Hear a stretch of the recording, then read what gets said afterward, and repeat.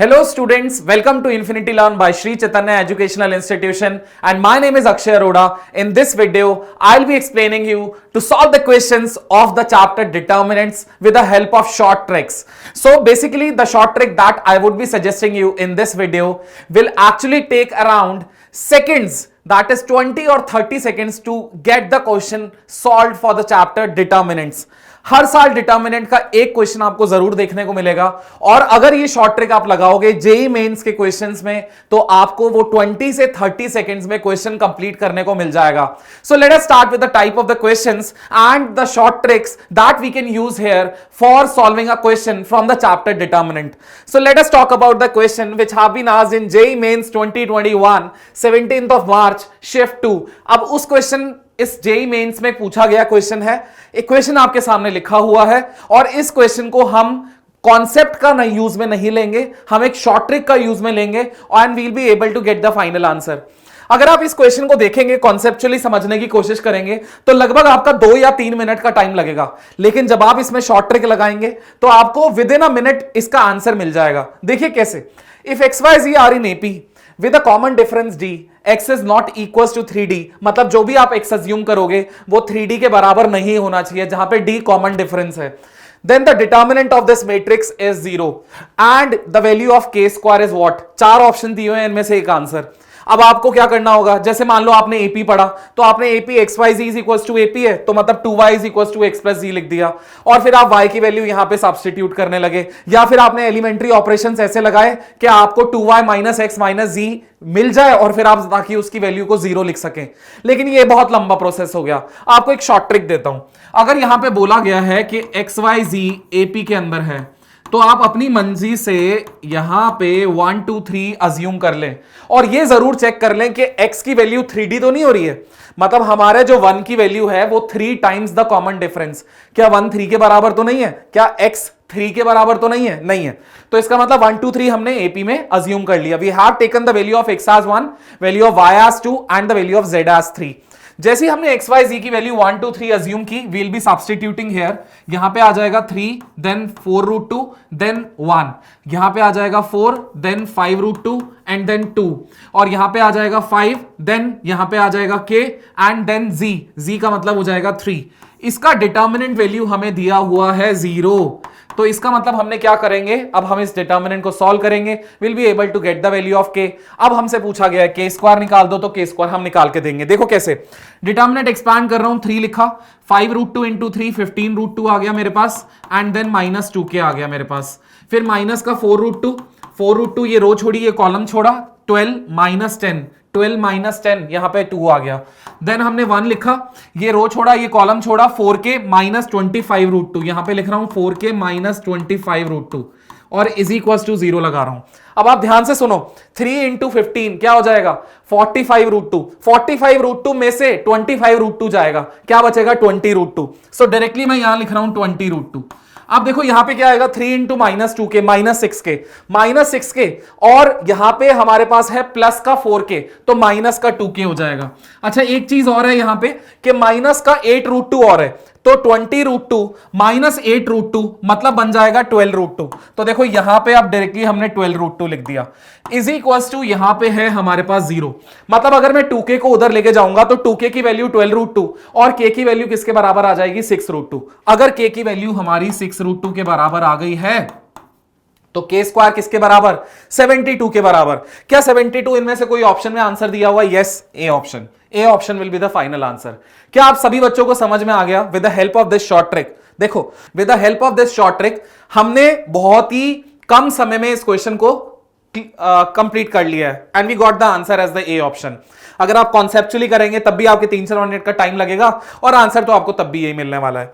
Late us practise more questions of the same type.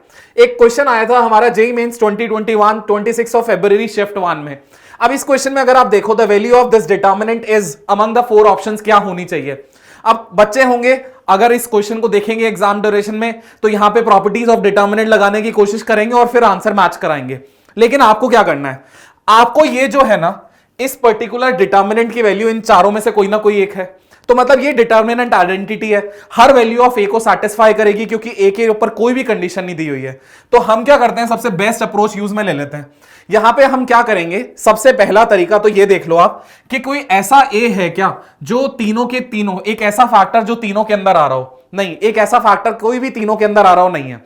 तो हमारा अगर आ रहा होता ना वो फैक्टर तीनों के अंदर, तो हम है ना उसको जीरो बनाने की कोशिश करते हैं। जैसे मान लो a+2 इधर भी आ रहा है, a+2 इधर भी आ रहा है, a+2 इधर भी आ रहा है, तो फिर मैं a+2 को जीरो बनाता तो a की वैल्यू -2 हो जाती। ठीक है, तो आपका मन करे तो a की वैल्यू -2 ले लो, आपका मन करे a की वैल्यू -1 ले लो, आपका मन करे a की वैल्यू -4 ले लो, या फिर आपका मन करे तो a की वैल्यू -3 ले लो।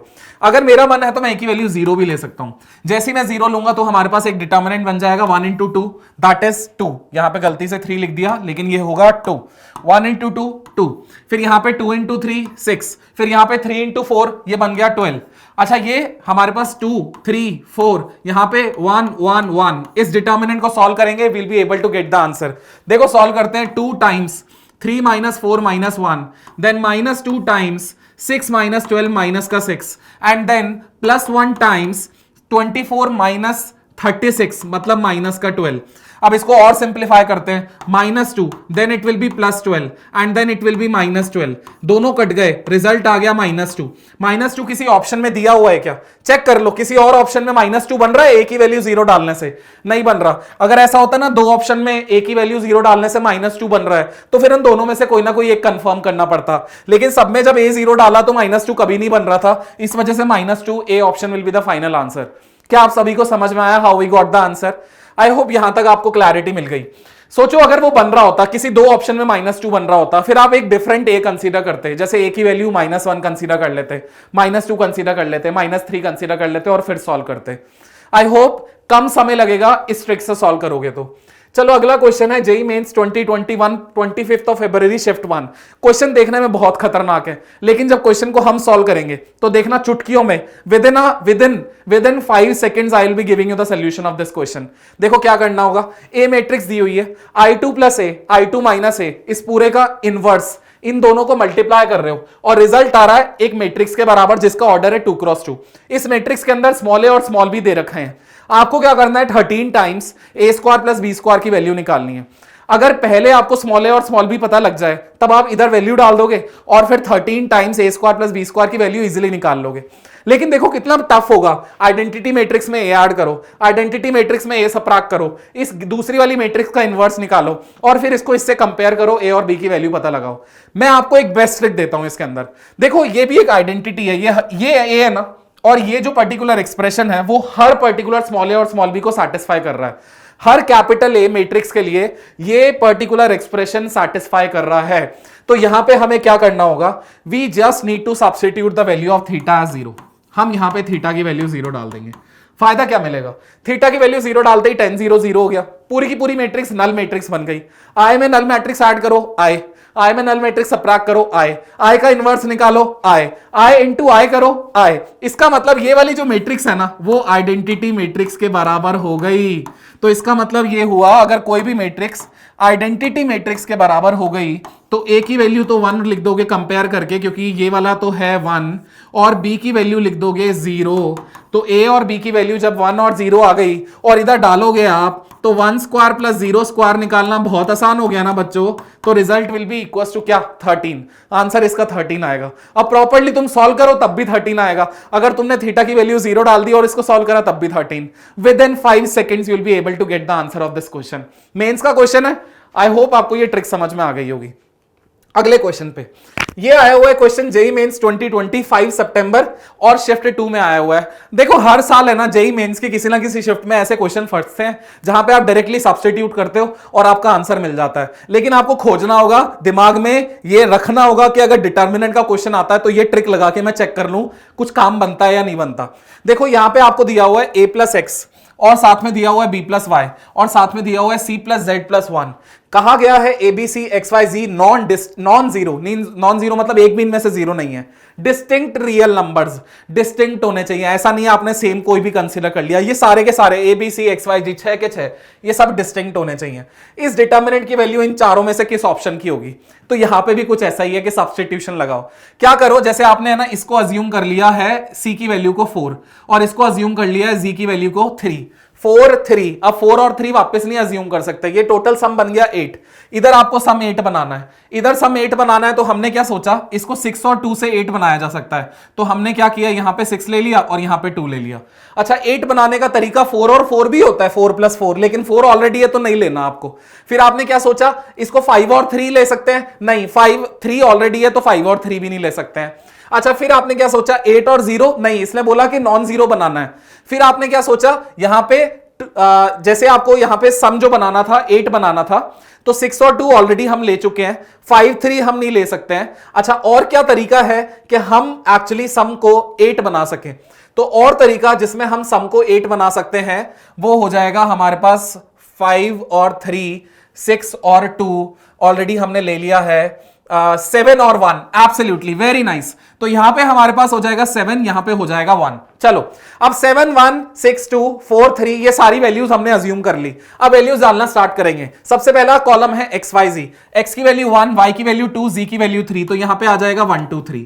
फिर है a प्लस वाई, अब देखो a तो है 7, 7 में 2 ऐड कर दो 9। फिर है b plus Y, b plus Y आ जाएगा 8 और आ जाएगा c plus Y 4 + 2 it will be 6।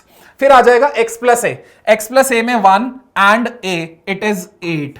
फिर आ जाएगा y plus b is again 8 और फिर आ जाएगा z प्लस c इज 7।